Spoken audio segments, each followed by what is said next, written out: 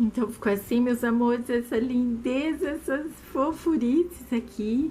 Façam para vender, façam para presentear de lembrancinha também, de festas temáticas. Essa flor faz sucesso, fácil de fazer, lindíssima. Vocês viram, vai pouquinho material, né? Quem diria que de 2 círculos sai flores, né, meus amores?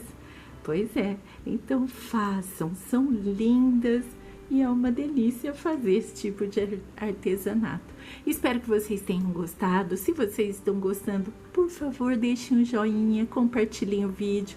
Muito obrigada por todo o carinho, nunca vou cansar de agradecer.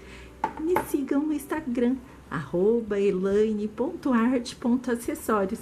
Fiquem com Jeová, um beijo e até o próximo vídeo.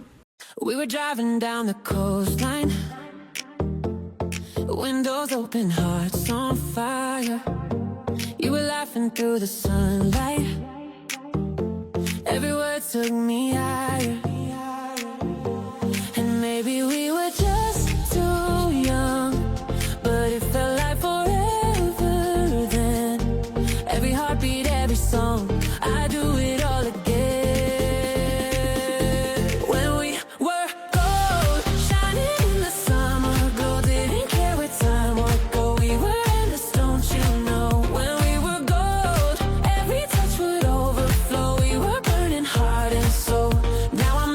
Kind of glow. Now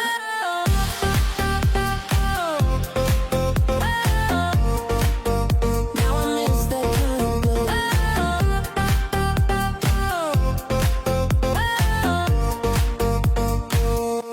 Every night felt like a movie.